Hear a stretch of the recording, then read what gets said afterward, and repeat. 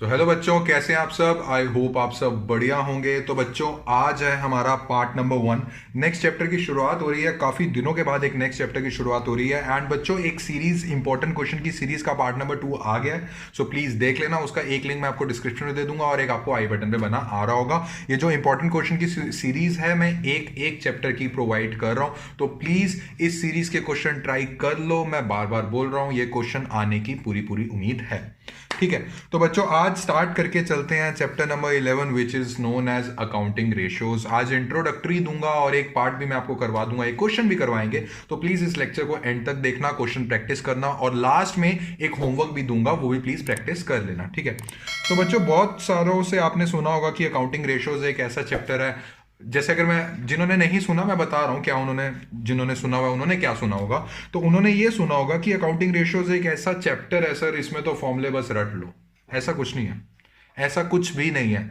हर chapter का बच्चों properly जो अकाउंटिंग प्रोफेशनल्स होते हैं वो सोच समझ के एक चैप्टर बनाते हैं, उसके अंदर फॉर्मूलाज बनाते हैं। तो पहली चीज दिमाग से निकाल लो कि इसमें तुम क्रैम करोगे, मैं तुम्हें रट्टा मरवाऊंगा, ऐसा नहीं है। जिससे भी सुना है सारी चीजें पीछे रखो। अकाउंटिंग रेशो स्टार्ट करवाऊंगा तुम्हें जीरो लेवल से और एक एक चीज बता के चलूंगा कि ये फॉर्मूला ऐसा क्यों है, इसको ऐसा क्यों बुलाते हैं, रीजन क्या है। ठीक है, तो कोई रट्टाफिकेशन शुद्ध देसी कॉमर्स चैनल पे नहीं होनी चाहिए। ठीक है ना। तो बच्चों मुझे अब एक चीज बताओ कि सर एक इन चीजों की जरूरत क्यों पड़ी है अकाउंटिंग रेशो। पहली बात तो हम इस पर डिस्कशन करेंगे, इस चैप्टर का नाम अकाउंटिंग रेशोस क्यों है। दूसरी चीज मैं आपको से एक डिस्कस करता हूं। मान लीजिए आप थोड़ा सा क्लास 11th वाली साइड में आपको लेके चल रहा हूं। मैंने आपको तो नहीं पढ़ाया क्लास 11। जिसने जो मेरे से क्लास 11 पढ़ रहे हैं वो जानते होंगे। ठीक है ना, वैसे तो +2 वाले हैं। तो बच्चों आपने स्टार्टिंग में क्या पढ़ा होगा क्लास 11 में कि सर स्टेप नंबर 1 ये होता है कि identification of transaction. Okay, first of all sir हम आइडेंटिफाई करते हैं ट्रांजेक्शन को, whether the transaction is in terms of money और not, whether it is a financial transaction और नॉट। ठीक है सर, उसके बाद हमारा सेकेंड स्टेप होता है सर रिकॉर्डिंग ऑफ ट्रांजेक्शन। मानते हो कि नहीं मानते, मैं थोड़ा +1 में लेके जा रहा हूं। बिल्कुल, रिकॉर्डिंग को सर हम करते थे जर्नल की बुक में, उसकी रिकॉर्डिंग करते थे। ठीक है, उसके बाद सर रिकॉर्डिंग के बाद ना मुझे क्लासीफाई करना होता था, क्योंकि इतनी सारी शीट्स है, इतने सारे अकाउंट्स ओपन हो गए, तो हर अकाउंट को मुझे अलग अलग शो करना पड़ता था। +1 की बातें हैं, थोड़ा मैं आपको +1 की यादें ताजा कर रहा हूं। ठीक है ना। तो सर इसको मैं बोलता था क्लासिफिकेशन। क्लासिफिकेशन सर मैं करके चलता था लेजर की बुक में। ठीक है, उसके बाद सर +1 वाले सर से हमने ये पढ़ा था कि लेजर के बाद यार बहुत सारे अकेले अकेले अकाउंट्स बन गया, मेरे पास एक शीट हो जाए जिसको मैं समराइज फॉर्म में लिख दूं और समराइज फॉर्म से मेरे को पता लग जाए कि कौन से अकाउंट में कितना क्लोजिंग बैलेंस आया है। तो ये समराइजिंग करते थे। ठीक है ना, समराइजिंग सर हम करके चलते थे ट्रायल बैलेंस में। देखो बच्चों, करवाने को मैं स्ट्रेट अवे आपको अकाउंटिंग रेशो के फॉर्मूला भी समझा सकता हूं, बट मैं आपका बेस स्ट्रॉन्ग कर रहा हूं। पहले आपको बेस समझ में आएगा, उसके बाद समझ में आएगा कि अकाउंटिंग रेशो अच्छा इसलिए पढ़ते हैं हम। ठीक है ना। सो सर समराइज करने के बाद सर हम बनाते थे फाइनेंशियल स्टेटमेंट्स। वो अलग बात है कि +1 में आपने financial statements of a company नहीं सीखी, नॉर्मल वाली फाइनेंशियल स्टेटमेंट सीखी थी जिसमें टी शेप है। और अभी रिसेंटली मैंने मैराथन क्लासेस ली थी 2, उसका लिंक भी मैं आपको इस लेक्चर में शेयर कर दूंगा। मैंने financial statement of a company भी, जिसमें statement of profit and loss account और बैलेंस शीट समझा चुका हूं। तो सर लास्ट स्टेप होता था हमारा फाइनेंशियल स्टेटमेंट्स। नहीं, लास्ट स्टेप ये नहीं होता था। इसके बाद एक और स्टेप होता था बच्चों, इंटरप्रेट करना या फिर एनालाइज करना।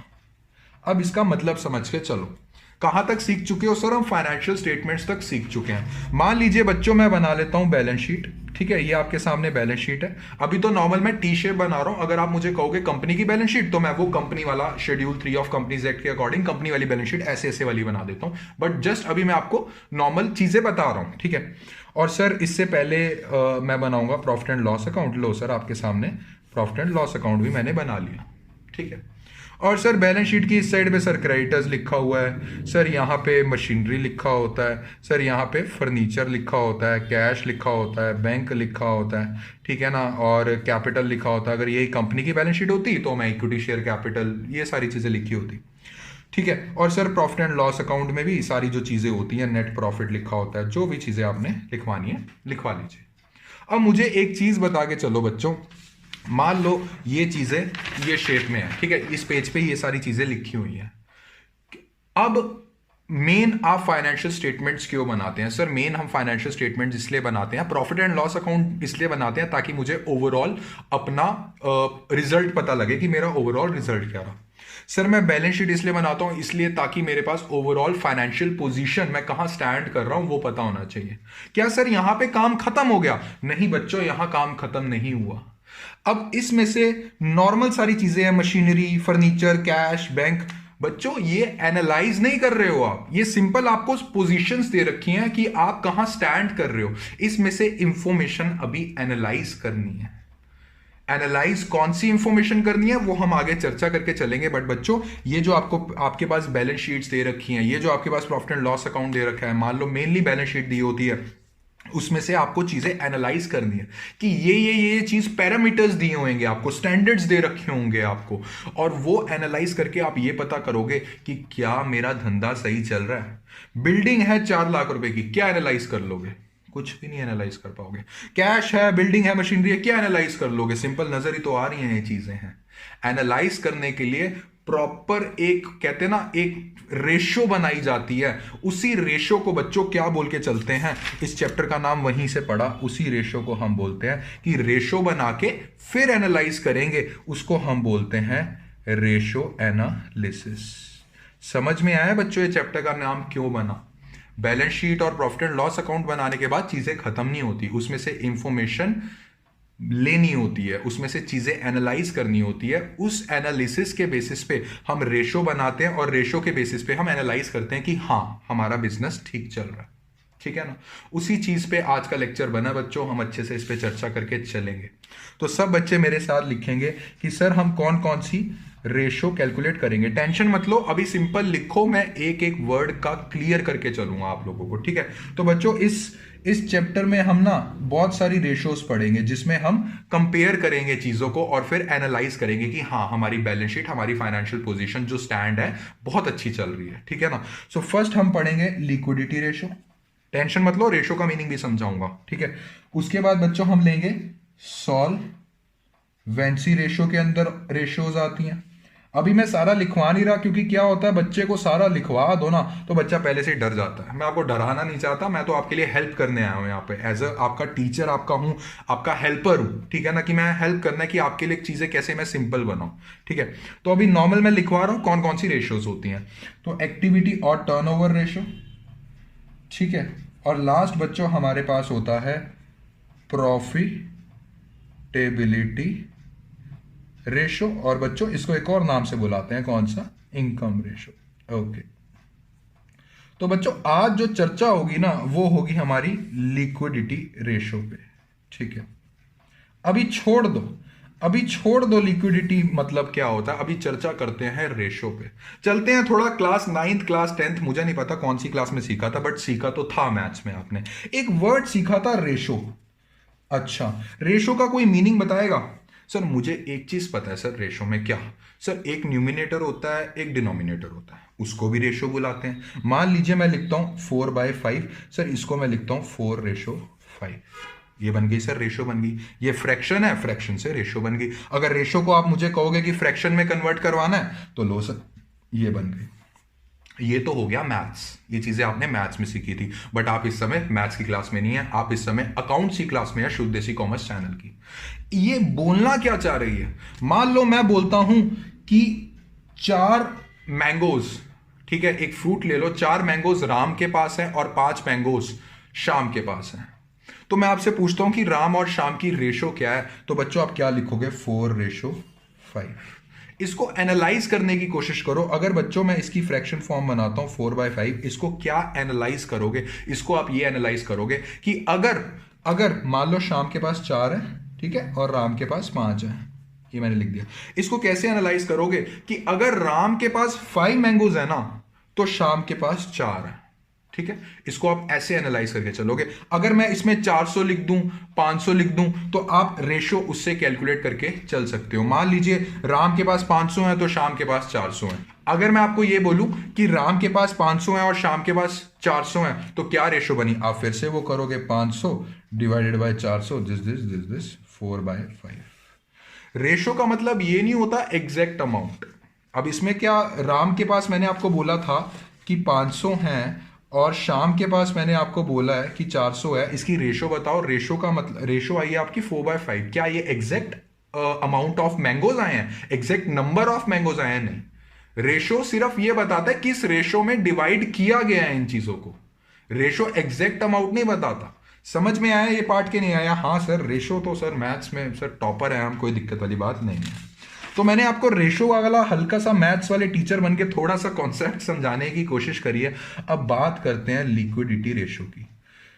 ठीक है, रेशो भी छोड़ दो, समझा दिया, बात करते हैं लिक्विडिटी की। बच्चों, लिक्विडिटी जब समझते हो दिमाग में क्या आता है? सर लिक्विड का मीनिंग लिक्विड का मीनिंग जैसे आप बोलते हो दिमाग में ये चीज आती है कि एक ऐसी चीज जो फटाफट से करंट ईयर में ही कन्वर्ट हो जाए कैश में। पहले दिमाग में यही आएगा, मैं जानता हूं। कोई ऐसी चीज जो सर करंट ईयर में कैश में कन्वर्ट हो जाए। मैं लिख भी देता हूं, कोई ऐसी चीज जो फटाफट से कैश में कन्वर्ट हो जाए। बच्चों, लिक्विडिटी की आप डेफिनेशन तो बिल्कुल सही बोल रहे हो आप, बट लिक्विड सिर्फ एसेट्स की बात कर रहे हो, ठीक है ना? अगर आप ये बोल रहे हो ना कोई ऐसी चीज जो कैश में फटाफट से कन्वर्ट हो जाए, दैट मींस आप सिर्फ लिक्विड एसेट्स की डेफिनेशन की बात कर रहे हो। लिक्विडिटी एक बहुत बड़ा कॉन्सेप्ट है, तो प्लीज ये वाली लाइन थोड़ी सी हम डिलीट कर देते हैं, क्योंकि ये तो छोटू से आपने एक डेफिनेशन बताई है, लिक्विड एसिड्स की डेफिनेशन बताई है। ओके ना, वो तो छोड़ दो, अभी मैं लिक्विडिटी वर्ड की बात कर रहा हूं। सर लिक्विडिटी वर्ड कोई ऐसी चीज, मैं ये नहीं बोल रहा हूं सर एसिड या लायबिलिटी, कोई ऐसी चीज जो करंट ईयर में ही जिसका काम हो जाए सर, जो सर करंट ईयर से रिलेटेड है। आपने बहुत अच्छा एक शब्द बोला, जो करंट ईयर से रिलेटेड है। यही बोला आपने? हाँ सर, मैंने यही बोला। या फिर और सर जिसमें फिक्स्ड चीज नहीं आती, जिसमें मान लो सर बिल्डिंग नहीं आती। सर बिल्डिंग तो हमारा फिक्स्ड एसेट है, नॉन करंट जिसको बोलते हैं, और नॉन करंट जिसमें नहीं आता। Very very good. सो बच्चों, फर्स्ट चीज मैं आपको ये समझाना चाहता हूं, लिक्विडिटी रेशो के अंदर जो हम और रेशोज पढ़ेंगे, लिक्विडिटी तो हो गया मेन हेड, इसके अंदर हम और सब हेड्स पढ़ेंगे, कौन कौन सी रेशोज आती हैं। एक चीज तो सर मेरे दिमाग में क्लियर हो गई, क्या सर? जो करंट से रिलेटेड है या फिर जो नॉन करंट से नहीं रिलेटेड। आप अपनी जगह बिल्कुल सही हो, ठीक है? समझ में आया बच्चों के? नहीं आया? हाँ सर, समझ में आ गया लिक्विडिटी रेशो का मतलब। तो बच्चों, अकाउंटिंग प्रोफेशनल्स ने क्या बोला? अकाउंटिंग प्रोफेशनल्स ने ये बोला कि लिक्विडिटी रेशोज के अंदर हम दो तरीके की रेशोज पढ़ के चलेंगे। पहली रेशो हम पढ़ेंगे करंट रेशो। आप सब जानते हैं इसका नाम करंट रेशो क्यों पड़ा?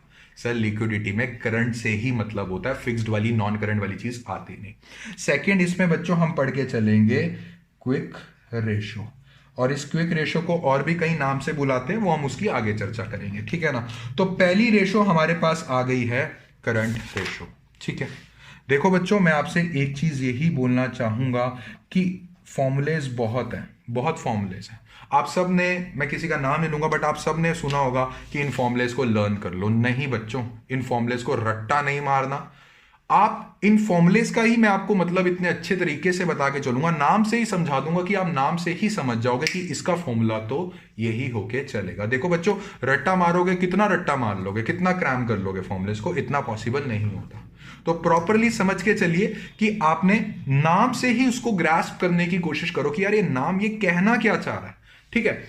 अब मुझे एक चीज बताओ, हाँ जी, करंट रेशो का मतलब क्या होता है? सर करंट मींस, सर इसमें करंट, सर हमने +1 में पढ़े थे करंट एसेट्स, ओके। सर एक करंट लायबिलिटी भी पढ़ा था हमने, अच्छा, और कुछ करंट नहीं पढ़ा? नहीं सर, नहीं पढ़ा।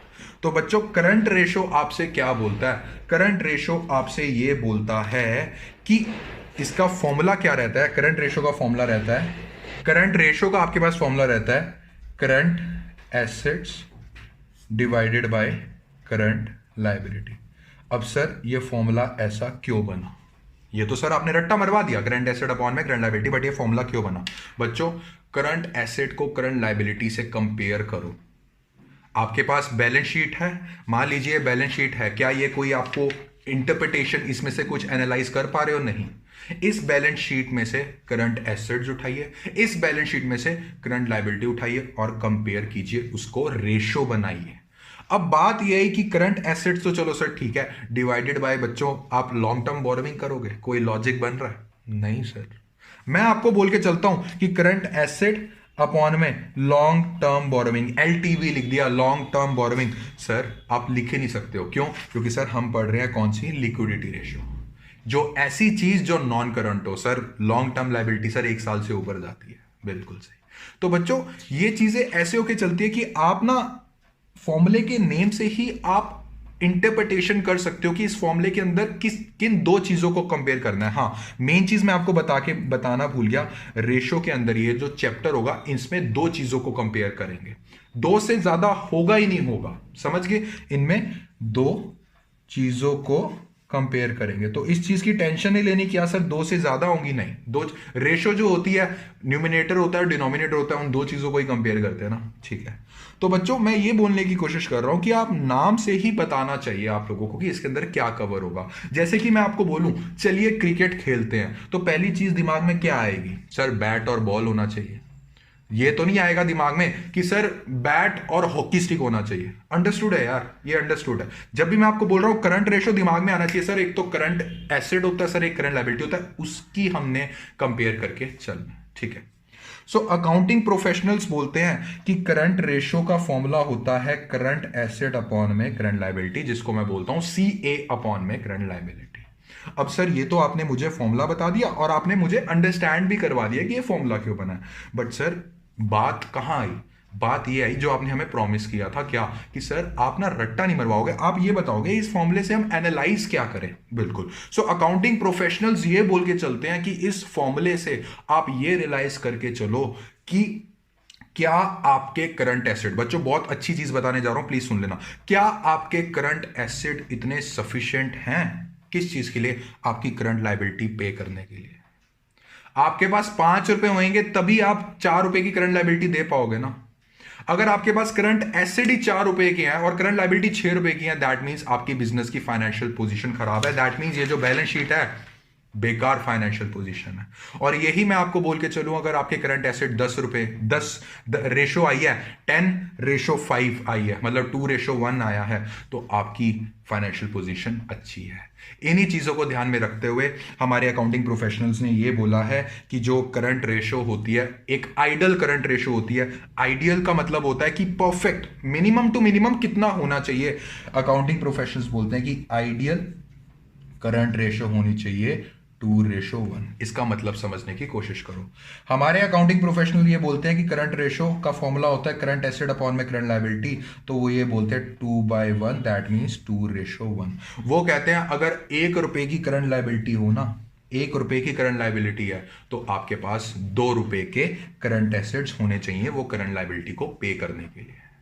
बच्चों दिमाग में ये चीजें रखो, कहीं आपका खर्चा होता है, जब आप घर से निकलते हैं उस खर्चे को पे करने के लिए, थोड़ा पैसा तो ज्यादा रखते ही हैं। मुझे पता है बाहर जाके मेरी पॉकेट से 4,000 रुपए खर्च होने हैं, तो क्या सिर्फ मैं 4,000 रुपए लेके निकलता हूं? नहीं सर, 5,000-6,000 7,000 लेके निकलता हूं मैं, कि कहीं ना कहीं दिक्कत आ जाए तो मेरे पास एक्स्ट्रा पैसे पड़े होने चाहिए।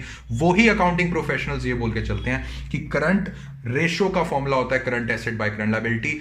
अगर आपने बैलेंस शीट उठाई कंपनी की और उसमें आपने जब उसको सिंपलेस्ट फॉर्म में लेके जाओगे ना रेशो को, मान लीजिए करंट एसेट बन रहे हैं कंपनी के 4 लाख रुपए और करंट लायबिलिटी बन रही है सारी टोटल करके 2 लाख रुपए, तो 1 2 3 4 5, 1 2 3 4 5, ये देखो 2:1। जब अगर आप उसको कंपनी की बैलेंस शीट को करंट एसेट और करंट लायबिलिटी उठाओगे, अगर उनकी रेशो 2:1 बनी, that means your financial position is very good. समझ में आया बच्चों ये बात के नहीं आई? इसकी इंटरप्रिटेशन समझ में आई कि नहीं आई? मैं आपको लिखवा देता हूं, सो प्लीज लिख लीजिएगा। इंटरप्रिटेशन सब बच्चे मेरे साथ लिखेंगे। If current liability is 1, then current asset should be 2। और इसकी आइडियल रेशो क्या मानी गई है? करंट रेशो की आइडियल रेशो मानी गई है 2:1। समझ में आया है कि नहीं आया? हाँ जी सर, समझ में आ गया। एंड बच्चों इसमें मैं आपको आइटम्स लिखवा देता हूं, थोड़ी चीजें हैं देखने वाली, सो प्लीज मेरे साथ नोट डाउन कर लेना। इसमें परेशान मत होना कि सर ये क्या है वो क्या है। करंट एसेट्स आपने +1 में बहुत अच्छे से पढ़ा हुआ है। ठीक है। सो सब बच्चे मेरे साथ लिखेंगे please, current assets. So formula क्या होता है करंट रेशियो का? Current ratio is equal to current asset upon current liability. So current assets के अंदर अंदर क्या क्या इंक्लूड होता है सर? एक तो आती है करंट इन्वेस्टमेंट्स। मानते हो कि नहीं मानते? बिल्कुल सर, ऐसी इन्वेस्टमेंट जो 12 महीने के अंदर अंदर हो जाती है उसको हम बोलते हैं करंट इन्वेस्टमेंट। एक आता है बच्चों आपके पास इन्वेंट्री, सब कुछ आएगा इन्वेंट्रीज में, सब कुछ, बस ये दो चीजें नहीं आएगी। कौन सी? एक तो बच्चों एक्सक्लूड करो इसमें से, क्या? लूज टूल्स, ठीक है, लूज टूल्स, और एक करो स्टोर एंड स्पेयर्स, इसमें से एक्सक्लूड कर दो। फर्स्ट आता है करंट इन्वेस्टमेंट, सेकंड आता है इन्वेंट्रीज। इन्वेंट्रीज में से ये आपको चीजें एक्सक्लूड करके चलनी। उसके बाद आता है थर्ड आगे चलता है बच्चों ट्रेड रिसीवेबल। ये मोस्ट इंपॉर्टेंट पॉइंट है, पूछो क्यों? ट्रेड रिसीवेबल में क्या क्या कवर होता है सर? ट्रेड रिसीवेबल मतलब कि बिजनेस की वजह से जो पैसा आने वाला है, अभी हमने उधार पे दिया, अभी तक आया नहीं है सर। दो चीजें आएंगी इसमें, क्या? एक तो सर बीआर, जब स्ट्रेंजर होता है तो बीआर इशू करते हैं, अगर स्ट्रेंजर नहीं है उसको उधार पे दिया है तो सर डेटर्स बन जाता है। बिल्कुल सही। तो ट्रेड रिसीवेबल में क्या क्या आएगा सर? एक तो आएगा BR and debtors. But debtors कौन से वाले सर? जितना हो सके मेरे को परफेक्ट रेशो निकालनी है, जितना हो सके सर मेरे को असली वाली रेशो निकालनी है। सो सर डेटर्स में से मैं प्रोविजन फॉर बैड डेट्स या फिर प्रोविजन फॉर डाउटफुल डेट या फिर प्रोविजन फॉर डेटर्स माइनस कर दूंगा। समझ रहे हो नहीं समझ रहे हो? हाँ सर समझ रहे हो। तो डेटर्स में से लेस कर देना, क्या? प्रोविजन फॉर, डीडी लिख रहा हूं, इसका मतलब है डाउटफुल डेट्स, ठीक है। एंड बच्चों उसके बाद हमारे पास आता है third sir cash and cash equivalent. जो बच्चे कैश फ्लो स्टेटमेंट पढ़ चुके हैं वो बखूबी इसका मीनिंग जानते हैं। बच्चों कैश एंड कैश इक्विवेलेंट का मतलब क्या होता है सर? एक तो कैश होता है, उसके अंदर इंक्लूड सर एक ऐसी चीज जो फटाफट कैश में कन्वर्ट हो सकती है, करंट ईयर में ही माना जाएगा ना उसको, तो कैश एंड कैश इक्विवेलेंट। इसमें क्या क्या आता है बच्चों? इसमें आता है कैश इन हैंड, CIH लिखा है, कैश एट बैंक, CA भी लिखा है, और बच्चों कोई भी चेक वगैरह हो वो सारा इसमें आ जाता है, ठीक है। चौथा आता है short term loan and advances. बच्चे क्या होता है कि जब भी लोन वर्ड देखते हैं ना वो हमेशा उसको लाइबिलिटी समझ लेते हैं। बच्चों कभी कभार एक इंसान ना अमीर होता है, पूछो कैसे? कि कभी कभी वो भी लोन दे देता है। करंट एसेट्स के अंदर वो भी लोन आते हैं जो 1 साल के लिए आपने किसी को दी हैं, 1 साल में वो रिकवर हो जाएगा आपका पैसा, ठीक है ना। तो उसको हम बोलेंगे short term loans and advances, वो भी हमारे करंट एसेट्स में आके चलेंगे। और बच्चों लास्ट हमारे पास आता है अदर करंट एसेट्स का। अकाउंटिंग प्रोफेशनल ने एक टैग बना दिया अदर करंट एसेट। ये वैसे आप लोगों को लिखवाने की जरूरत नहीं है, पूछो क्यों? क्योंकि यार ये सारी चीजें मैं आपको बैलेंस शीट में एक्सप्लेन कर चुका हूं। Financial statement of a company वाला चैप्टर पढ़ा था, उसमें कवर हो गई है, ठीक है। सो अदर करंट एसेट्स में क्या क्या आएगा सर? एक तो आएगा प्रीपेड एक्सपेंसेस। प्रीपेड एक्सपेंसेस क्या होते हैं फटाफट से बताओ, +1 पढ़ के आए हो कि नहीं पढ़ के आए हो? हाँ सर, प्रीपेड एक्सपेंसेस का मतलब होता है सर ऐसे एक्सपेंसेस जो हमने थोड़ा ड्यू डेट आई नहीं थी बट पहले पे कर दिए, वो भी बच्चों शॉर्ट टर्म के होते हैं, इसलिए करंट एसेट्स में आते हैं। प्रीपेड एक्सपेंसेस के बाद कोई भी आपने एडवांस का टैक्स पे कर दिया, अभी टैक्स का ड्यू डेट आया नहीं है बट एडवांस दे दिया, वो भी हमारा अदर करंट एसेट में आता है। और एक होता है एक्रूड इनकम, एक ऐसी इनकम जो सर मुझे रिसीव करनी है, सर करनी है, वो मेरे इनकम का पार्ट है, इस साल रिसीव करनी है सर, वो मेरी इसी साल का पार्ट है, बट सर मुझे रिसीव नहीं है, बट मेरा तो एसेट है सर, वो भी हम लिख के चलते हैं करंट एसेट्स में। तो बच्चों ये चीज है, ये मेन हेडिंग आप लोगों के लिए इनफ है, ये सारा लर्न कर लो। इसमें कुछ आपको मैंने पढ़ाने वाली चीज नहीं है, मैं इसलिए क्यों नहीं फोकस कर रहा इस चीज पे ज्यादा, क्योंकि बच्चों एक एक चीज मैं आपको financial statement of a company में ऑलरेडी एक्सप्लेन कर चुका हूं। अब बात करते हैं करंट लायबिलिटी की, ठीक है ना। सो करंट लायबिलिटी की बात करते हैं। इसके अंदर एक और चीज आपको मैं लिखवा क्या रहूंगा, बस ध्यान आपने किस चीज पे रखना है? ध्यान इसमें आपने इस चीज पे लिखना है कि प्रोविजन फॉर डाउटफुल डेट्स और जो लूज टूल्स होते हैं वो एक्सक्लूड होते हैं, ध्यान रखना है इस बात का, ठीक है। अब हम पढ़ते हैं करंट लायबिलिटी। करंट लायबिलिटी क्या सर? एक ऐसी लायबिलिटी जो सर विद इन 1 ईयर खत्म होने वाली है, विद इन 1 ईयर हम उसको पे कर देते हैं। फटाफट से बताइए इसमें क्या क्या आएगा सर? इसमें पहली चीज आएगी short term borrowings. Short term borrowings sir एक ऐसी बोरोविंग जो सिर्फ 1 साल के अंदर अंदर खत्म हो जाती है, उसको हम करते हैं शॉर्ट टर्म बोरोविंग। बच्चों एक टर्म और आएगी बैंक ओवरड्राफ्ट, वो भी हमारा करंट लायबिलिटी में ही लिख के चलेंगे, प्लीज उसको अलग मत समझना, अपना ही बच्चा है वो, ठीक है। और हमारे पास आएगा इसमें short term provision. Short term provision देखो, प्रोविजन फॉर डाउटफुल डेट तो वहां से माइनस कर दिया, ठीक है ना, बट करंट लायबिलिटी में आपको इंक्लूड करके चलना है, इसमें मत लिखना शुरू हो जाना करंट लायबिलिटी के अंडर ही की प्रोविजन फॉर डाउटफुल, वो वहां से माइनस हो गया तो वो एक तरीके से फिटूस हो गया, वो खत्म हो गया, ठीक है, माइनस कर दिया था। तो शॉर्ट टर्म प्रोविजन में आपके पास आएगा provision for tax. Provision for tax जो होता है ना वो 1 साल से कम की अवधि का होता है, तो 1 साल के अंदर अंदर उसको हम निपटा देते हैं, ठीक है। और इसके अलावा बाकी अदर में लिख दो, other current liabilities. So other current liabilities में क्या क्या आपके पास आगे चलता है, इसमें आपके पास आएगा, एक तो आएगा इसमें interest accrued on borrowings, okay. Interest sir देना है सर, अभी एक्रूड है सर, इस ड्यू डेट निकल गई सर, बट देना है सर, अभी तक दिया नहीं है, ठीक है ना। So interest accrued on borrowing, और इसमें ओके चलता है sir income received in advance. Sir due date अभी आई नहीं थी, बट सर सामने वाले ने ना उसके हिसाब से सर वो प्रीपेड था, बट सर हमारे हिसाब से तो इनकम रिसीव्ड इन एडवांस हो गया सर, करंट लायबिलिटी के अंदर आएगा। और इसके अंदर हमारे पास आएगा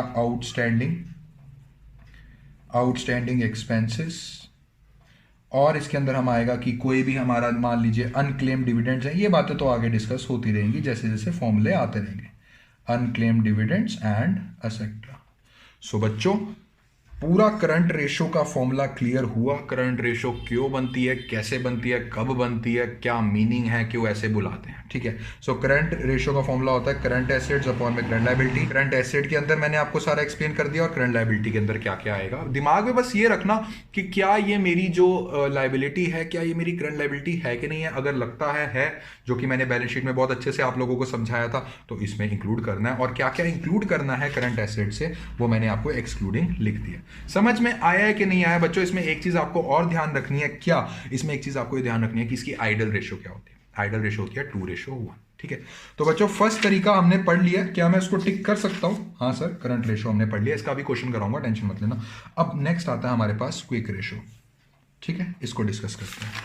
क्विक रेशो, सर मन में एक ख्याल आ रहा है क्या, सर क्विक रेशो एक ऐसी चीज है, क्विक रेशो से सर मन में एक ख्याल आ रहा है क्या सर, क्विक, अरे यार क्विक रेशो से क्विक इंटरप्रिटेशन बताओ क्या लग रहा है सर। इसमें कुछ ऐसी चीज, करंट का मतलब तो हम समझ गए कि जो विद इन 1 ईयर कन्वर्ट हो सकता है, मतलब विद इन 1 ईयर वाली हलचल होती है जिसमें, ठीक है। सर क्विक पता है क्या लग रहा है, विद इन 1 ईयर तो होगा, करंट तो माने जाएंगे, करंट का ही पार्ट होगा क्विक, बट सर जो चीज with in 1 month, with in 2 month, उससे भी तेज हो जाती है सर। वेरी वेरी गुड्स बच्चों, बात समझने की कोशिश करो। अगर करंट वर्ड होता है ना, अगर मान लो ये करंट रेशो है, ठीक है ना, ये करंट रेशो का ही, ये पूरी करंट रेशो का ही छोटा सा पार्ट होता है क्विक रेशो, क्योंकि करंट रेशो बोलती है कि विद इन 1 ईयर, और क्विक रेशो बोलती है कि 1 ईयर तो करंट तो हूं ही मैं, 1 साल के अंदर तो हो रही हूं, बात यह आगे कि 1 साल के अंदर भी कितनी फटाफट हो रही हूं।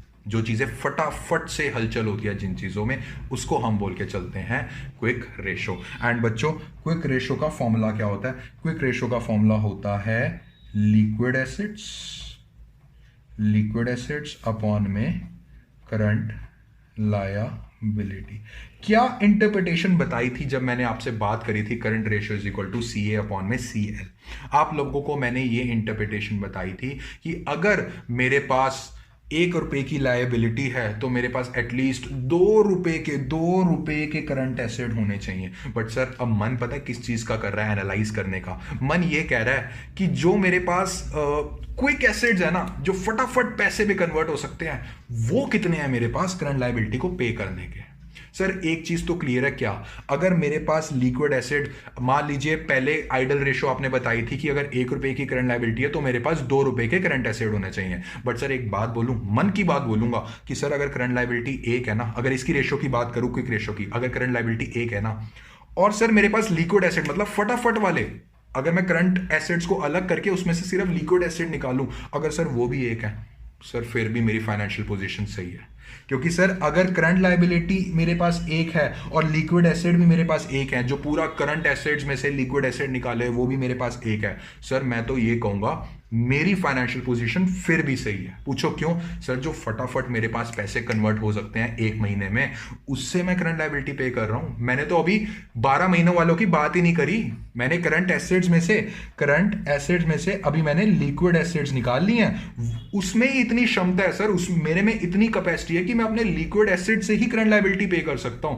सर इसकी आइडल रेशो होनी चाहिए 1:1, and you are absolutely correct. So बच्चों नेक्स्ट हमारे पास होता है क्विक रेशो। भाई बहन ही आपस में हैं, करंट रेशो और क्विक रेशो। करंट रेशो में जो हमारे बुजुर्ग बोलते थे, देख लो भैया कितना पैसा पड़ा है करंट लायबिलिटी पे करने के लिए, डबल कर लो। और क्विक रेशो आजकल की युवा पीढ़ी है, आजकल की यूथ है, वो ये बोलती है पैसा तो पड़ा है, 12 महीने वाला सिस्टम मेरे पास पड़ा है, बट 12 महीने में से कौन सा ऐसा पैसा है जो फटाफट कन्वर्ट हो सकता है, उसको हम बोलते हैं क्विक एसिड्स, लिक्विड एसिड्स। जो आपको बुलाना है बुला सकते हैं, ठीक है। सो इसकी आइडियल रेशो होती है 1:1। समझ में आया बच्चों? दिल पे हाथ रख के बताओ समझ में आ गया नहीं आया? हाँ सर समझ में आ गया। सर आपने एक चीज बोली है कि इसका फॉर्मूला होता है लिक्विड एसिड्स अपॉन में करंट लायबिलिटी, और आपने सर अभी जस्ट 1 सेकंड पहले बताया कि लिक्विड एसिड एक तरीके का करंट एसिड का ही पार्ट है। सर अपनी बात से ना मुकरना, आप नहीं मुकरा। सो सर करंट लायबिलिटी का फॉर्मूला बताने की जरूरत नहीं है, मुझे पता है सर करंट लायबिलिटी क्या होती है। सर प्लीज लिक्विड एसिड का फॉर्मूला बता दो, और अपनी बात से सर मुकरना मत कि जो लिक्विड एसिड है वो करंट एसिड का ही पार्ट है। बिल्कुल। तो लिक्विड एसिड का बच्चों फॉर्मूला क्या होता है कि करंट एसिड्स, मैंने आपको बोला था इसी का ही पार्ट है, करंट एसिड्स में से वो वाला पार्ट हटा दो, क्योंकि मेरे को लिक्विड एसिड चाहिए। 12 महीने हैं, करंट एसिड्स हैं, बट उसमें से भी कौन से फटाफट कन्वर्ट हो सकते हैं, तो उसमें से जो फटाफट कन्वर्ट नहीं हो सकते, 12 महीने वाले की बात कर रहा हूं, अगर उसको निकाल दूं तो मेरे हाथों में क्या बचेगा, जो फटाफट कन्वर्ट हो सकते हैं, ठीक है। सो करंट एसिड्स में से बच्चों पहले आपको हटाना है इन्वेंट्रीज, ठीक है, इन्वेंट्रीज हटाना है, और माइनस एक और चीज करनी है जिसको हम बोलते हैं प्रीपेड एक्सपेंसेस, प्रीपेड एक्सपेंसेस और एडवांस टैक्स, एडवांस टैक्स। मैं आप लोगों के लिए फिर से लिख देता हूं, what do you mean by liquid acid? Sir liquid acid means current assets में से माइनस करना है सर इन्वेंट्रीज, प्लीज मेरे साथ सब लिखेंगे इन्वेंट्रीज, और सर माइनस करना है प्रीपेड एक्सपेंसेस, और सर माइनस करना है एडवांस टैक्स। ऐसा क्यों किया? क्योंकि सर अकाउंटिंग प्रोफेशनल्स को लगता है इन्वेंट्रीज, सर इन्वेंट्रीज में स्टॉक कवर होता है, सर वो स्टॉक हम कैश में बेचेंगे कि डेटर्स वाला उधार करेंगे, सर कब आएगा? सर 1 महीने में फटाफट पैसा कन्वर्ट नहीं हो रहा सर। लॉजिक समझो, इन्वेंट्रीज को क्यों माइनस कर रहे हैं? सर लग नहीं रहा इसमें से फटाफट पैसा कन्वर्ट हो सकता है, टाइम लगता है सर। बात करें प्रीपेड एक्सपेंसेस की, सर 1 महीने वाला सिस्टम इसमें भी नहीं लग रहा, ठीक है ना, इसमें भी फटाफट पैसा कन्वर्ट नहीं होगा सर, टाइम लगेगा, और एडवांस टैक्स सर इसमें भी नहीं लगा, ठीक है। सो बच्चों समझ में आया है कि नहीं आया? करंट लायबिलिटी का तो आपको पता ही है, करंट लायबिलिटी में क्या चीज इन्वॉल्व होती है। एक छोटा सा क्वेश्चन करके देखते हैं जिसमें आपको दोनों निकाल के चलने हैं कि करंट रेशो भी निकालिए और क्विक रेशो भी निकालिए और करंट रेशो भी निकालिए, ठीक है ना। तो इसमें एक चीज मैं आपको और बता दूं क्या, कि हम इसमें, मैं एक बार प्लीज टिक कर देता हूं ताकि साइड बाय साइड आपको वो भी बता दूं कि बच्चों क्विक रेशो को हम एक और नाम से बुलाते हैं जिसको हम बोलते हैं एसिड टेस्ट रेशो। तो प्लीज परेशान मत होना कि सर ये क्या ही जिंदगी में तकलीफ आ गई है, ठीक है। और एक और रेशो से बुलाते हैं, ठीक है, acid test ratio, quick ratio बहुत है आप लोगों की, ठीक है। तो अब इसमें ट्राई करते हैं एक क्वेश्चन। आप सबकी स्क्रीन के सामने एक क्वेश्चन बना आ रहा है, सोच समझ के दिमाग लगा के, चाहे एक और बार वीडियो देख लो, पॉज कर लो, मैंने जो जो चीजें बताई हैं वो चीज उसमें इंक्लूड करनी है, ठीक है। सो कहता है following particulars are given to you. Okay बच्चों, ट्रेड इन्वेस्टमेंट गिवन है, मार्केटेबल सिक्योरिटीज गिवन है, टेंजिबल फिक्स्ड एसेट गिवन है। क्या फिक्स्ड एसेट? अरे सर हो ही नहीं सकता, क्यों? क्योंकि सर हम पढ़ रहे हैं लिक्विडिटी रेशियो। लिक्विडिटी रेशियो मतलब जो करंट वाली चीजें इंक्लूड है, नॉन करंट वाली फिक्स्ड वाली निकाल दी है। इसके ऊपर नजर ही नहीं डालनी, इसको चाहे जला दो आप इस पेज को, ठीक है ना। सो टेंजिबल फिक्स्ड एसेट को जला दो, नहीं नजर रखनी। उसके बाद आता है इंटेंजिबल, उसके बाद आता है ट्रेड रिसीवेबल्स। ओके लेस करते हैं प्रोविजन फॉर डाउटफुल डेट। याद रखो ट्रेड रिसीवेबल में बीआर होता है और डेटर होता है। अगर बीआर डेटर नहीं देखा है तो सर एक चीज तो पता है, क्या sir? Provision for doubtful debt minus करते हैं, क्योंकि हम जितना हो सके रेशो के पास पहुंचने की कोशिश करते हैं। उसके बाद है cash and bank balance, trade payables, rent payable, dividend payable. Okay और उसके बाद है इन्वेंट्रीज लॉन्ग टर्म। अरे यार हटाओ यार लॉन्ग टर्म, बात ही लिक्विड रेशियो की हो रही है। उसके बाद आता है short term borrowing, bank overdraft लिखवाया था मैंने, ठीक है ना। उसके बाद होता है short term provision, provision for tax, income tax paid in advance. तो पहले फर्स्ट ऑफ ऑल बच्चों हम क्या करें सर? हम कैलकुलेट करते हैं करंट रेशियो। तो सब बच्चे अगर अपने आप इनिशिएटिव लोगे तो मुझे बहुत अच्छा लगेगा। इस वीडियो को यहीं पॉज करके अपना आंसर निकालो और मेरे से मैच करो। और जो बच्चे एक बार समझना चाहते हैं सर एक बार समझा दीजिए, तो इस वीडियो को प्रॉपरली देखो। सो करंट रेशियो का क्या फॉर्मूला होता है सर? करंट रेशियो का फॉर्मूला होता है करंट एसेट्स अपॉन में करंट लायबिलिटीज। सो करंट एसेट्स का बात करके चलेंगे, करंट एसेट्स की बात करके चलेंगे। बच्चों इसमें एक चीज मैं आपको लिखवाना भूल गया। क्या? इसमें एक चीज मैं आपको लिखवाना भूल गया। आई थिंक आपकी बुक्स में भी गिवन होगा। क्या? इफ ये मेरे साथ एक बार पॉइंट लिख लो प्लीज, कि if normal investment is return, simple लिखा है इन्वेस्टमेंट, ट्रेड इन्वेस्ट जो भी है, नॉर्मल इन्वेस्टमेंट से रिटर्न, उसको हम लेके चलते हैं नॉन करंट इन्वेस्टमेंट। तो एक चीज आप हमेशा अपनी बुक में ही पढ़ेंगे कि अगर नॉर्मल लिखा हुआ है, क्या क्या वर्ड्स लिखे होंगे कि टर्म इन्वेस्टमेंट लिखी हुई है, टर्म ट्रेड इन्वेस्टमेंट लिखी हुई है, उसको भी बच्चों हम लेके चलेंगे नॉन करंट इन्वेस्टमेंट्स। जब तक करंट इन्वेस्टमेंट नहीं लिखेगा आप उसको करंट एसेट नहीं मानेंगे। ये एक छोटा सा जो आपका बुक का पेज है, मैं आपको एक पिक शो हो रही होगी, प्लीज एक बार पढ़ लीजिए, आपको और क्लियर हो जाएगा, ठीक है ना। तो इसमें क्या है, इन्वेस्टमेंट्स है सर, इन्वेस्टमेंट्स अगर नॉर्मल लिखी होती है उसको क्या लेते हैं, नॉन करंट इन्वेस्टमेंट लेते हैं बच्चों। नॉन करंट इन्वेस्टमेंट मतलब सर इसका कोई काम नहीं है लिक्विड रेशियो में, ठीक है। सो अब हम निकालने जा रहे हैं करंट एसेट्स। सो करंट एसेट्स के अंदर अंदर क्या क्या इंक्लूड होगी सर, पहली चीज हमारे पास इंक्लूड होएगी मार्केटेबल सिक्योरिटीज, कितने की सर 40,000 की। लिखने की तो जरूरत नहीं है ना मार्केटेबल सिक्योरिटी, मैं बोल भी रहा हूं साइड बाय साइड सर। उसके बाद हमारे पास इंक्लूड होगा ट्रेड रिसीवेबल, बट कौन से वाला ट्रेड रिसीवेबल सर, जिसमें से provision for doubtful debt minus हो चुका है, ठीक है ना। सो कितना होगा सर 1,80,000 प्लस सर, उसके बाद हमारे पास इंक्लूड होगा cash and bank balance, sir current asset तो है ही सर, क्या ही बात कर दी, ठीक है। वो होगा हमारे पास 80,000। उसके बाद सर हमारे पास इंक्लूड होगा inventories, but sir yes inventories में लूज टूल्स वगैरह तो नहीं है, नहीं कुछ भी नहीं है, तो नॉर्मल इसको इन्वेंट्री लेके चलो। सो इन्वेंट्रीज कितनी गिवन है हमारे पास सर, इन्वेंट्रीज हमारे पास 3,90,000 गिवन है, ओके। और इसमें सर एक और चीज इंक्लूड होगी क्या सर, इनकम टैक्स जो हम पे कर देते हैं एडवांस में, ये आपको मैंने लिखवाया हुआ है, वो कितने का income tax paid in advance sir, ये है 30,000। सो इसको बच्चों प्लीज कैलकुलेट कर लीजिए, 40,000 प्लस 1,80,000 प्लस 80,000 प्लस 3,90,000 प्लस 30,000 हमारे पास आता है कितना 7,20,000। और करंट लाइबिलिटी पे आ जाइए सर। पहली चीज करंट लाइबिलिटी पे मेरे को नजर कौन सी आ रही है, मेरे पास नजर आ रही है sir trade payables, sir BP वगैरह सर देना था, करंट लाइबिलिटीज में होती हैं। सो करंट लाइबिलिटी में ट्रेड पेबल कितना है सर 1,20,000। उसके बाद सर रेंट पेबल, सर क्या बात कर दी सर, अदर करंट लाइबिलिटी में आएगी सर, बैलेंस शीट में ही पढ़ाई थी। उसके बाद सर डिविडेंड पेबल 30,000। उसके बाद सर बैंक ओवरड्राफ्ट, सर अब आपने अभी लिखवाया करंट लाइबिलिटी में, बिल्कुल ये होता है कितना, बैंक ओवरड्राफ्ट हमारे पास एक बार प्लीज चेक कर लें, ये है हमारे पास बैंक ओवरड्राफ्ट है 25,000 का है ना, हाँ जी 25,000। और उसके बाद sir provision for tax, sir वो भी देना पड़ता है, सो वो कितना है, वो है हमारे पास 55,000 का, ठीक है। सो 1,20,000 प्लस 10,000 प्लस 30,000 प्लस 25,000 प्लस 55,000 हमारे पास होता है 2,40,000। सो सर करंट एसेट आ गया 7,20,000, करंट लाइबिलिटी आ गई है 2,40,000।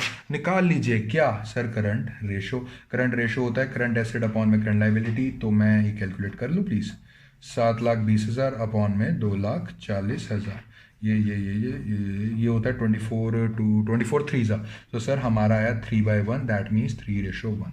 सर मैं कमेंट करना चाहूंगा, आपको करना पड़ेगा।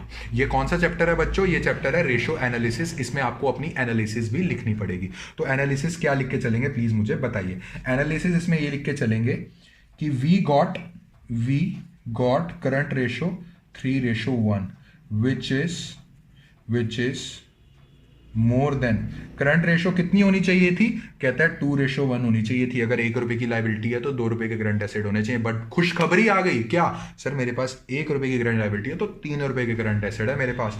दैट मीन्स कि कंपनी जो कंपनी है इज कैपेबल इनफ टू पे its current liability, company capable enough है करंट रेशो के हिसाब से। अब बात करते हैं बच्चों क्विक रेशो, ठीक है। क्विक रेशो का फॉर्मूला फटाफट से बताएंगे सर, लिक्विड एसेट्स अपॉन में current liability. Sir liquid asset मतलब एक तो होता है करंट, उसमें भी सर फटाफट कौन से वाले, तो सर जो मेरे पास करंट एसेट्स आए थे उसमें से सर आपने फॉर्मूला एक बार देख लूं क्या लिखवाया, देख लीजिए, धीरे धीरे फॉर्मूले लर्न होते हैं, बट लर्न रट्टे नहीं मारने, समझ के लर्न करने हैं प्लीज। सो लिक्विड का क्या बताया था, करंट एसेट्स में से माइनस करनी है इन्वेंट्रीज, ओके सर कर दूंगा, और माइनस करनी है प्रीपेड एक्सपेंस, हाँ sir income tax paid in advance tax है सर, ये माइनस करना है। सो करंट एसेट्स में से मैं माइनस क्या करूंगा, पहले करंट एसेट में से माइनस करूंगा सर इन्वेंट्री, और क्या दिया हुआ है मुझे कुछ एडवांस में, हाँ sir income tax paid in advance दिया हुआ है, वो भी माइनस कर दूंगा, income tax paid in advance. Okay, so current assets मेरे पास कितने थे सर? ये थे, ऊपर ही निकालने हैं सर, क्या बात कर रहे हो। 7,20,000 इन्वेंट्री मेरे पास थी, 3,90,000 और income tax paid in advance है 30,000 रुपये। ये आ गया टोटल मेरे पास 3 लाख। इसकी आइडल रेशो क्या थी सर? आइडल रेशो से सर 1:1 से ही खुश हो जाता था। अगर 1 रुपया करंट लाइबिलिटी है तो 1 रुपया करंट क्विक एसेट्स है, मैं खुश हो जाऊंगा सर, क्योंकि अभी तो और एसेट्स थे, तो क्विक एसेट्स की इतनी कैपेबिलिटी है कि वो करंट लाइबिलिटी पे कर रहे हैं, ठीक है ना। तो मेरे पास क्विक रेशो क्या आएगी? क्विक रेशो आएगी मेरे पास, करंट लिक्विड एसेट्स 3 लाख थे और करंट लाइबिलिटी तो हमने पहले निकाली थी कितनी, 2,40,000 रुपये। सर ये आ गया हमारे पास 1.25:1। दैट मीन्स, इस पॉइंट को बच्चों थोड़ा सा ऐसे कर रहा हूं मैं, दैट मीन्स हमारी जो क्विक रेशो आई है वो कितनी आई है, 1.25:1, which is more than, which is more than 1:1. That means company is capable, किस चीज से कैपेबल है? टू पे करंट लायबिलिटी। समझ में आया कि नहीं आया बच्चों? ये था आपका पूरा क्विक रेशो। आपने क्विक रेशो तो बहुतों से पढ़ा होगा, बट इतनी डीप जो मैंने अंडरस्टैंडिंग दी है, आज के बाद रट्टे नहीं मारने फॉर्मूले के, अकाउंटिंग रेशियोज के। आज समझ लोगे, कल भी टॉपिक्स आने हैं भैया, आगे क्लासेस में भी ये टॉपिक्स आने हैं। आज अच्छे से समझ लोगे तो कल दिक्कत नहीं आएगी, एग्जाम +2 में अच्छा स्कोर कर लोगे, क्योंकि एग्जाम में वो ऐसे ऐसे पॉइंट्स देंगे जहां फंस जाओगे आप अगर रट्टे मार के जाओगे फॉर्मूलाज को, ठीक है। तो बच्चों एक क्वेश्चन देके चल रहा हूँ, at the end of the lecture आपको एज अ प्रैक्टिस क्वेश्चन मिल जाएगा, तो उसको प्लीज प्रैक्टिस करके चलिए। आज के लेक्चर में अगर आपको कोई भी डाउट है तो जरूर कमेंट सेक्शन में कमेंट करके पूछिएगा। एंड बच्चों अगर ये वीडियो आपको अच्छा लगा है तो जरूर लाइक, शेयर एंड सब्सक्राइब कीजिएगा, ताकि ज्यादा से ज्यादा बच्चे ये नॉलेजफुल वाली वीडियोस अच्छे से देख सकें। And do share it with your friends, ताकि उनका भी भला हो, वो भी अच्छे से देखें। और अपने फ्रेंड्स को आप व्हाट्सएप से भी हमसे कनेक्ट हो सकते हैं, उसमें आपके जो डाउट्स हैं और पीडीएफ के जो नोट्स हैं वो भी हम प्रोवाइड करना शुरू हो गए हैं। तो बच्चों मिलते हैं अपने नेक्स्ट लेक्चर में, तब तक अच्छे से रिवाइज कीजिएगा। तब तक के लिए हैप्पी लर्निंग, थैंक यू।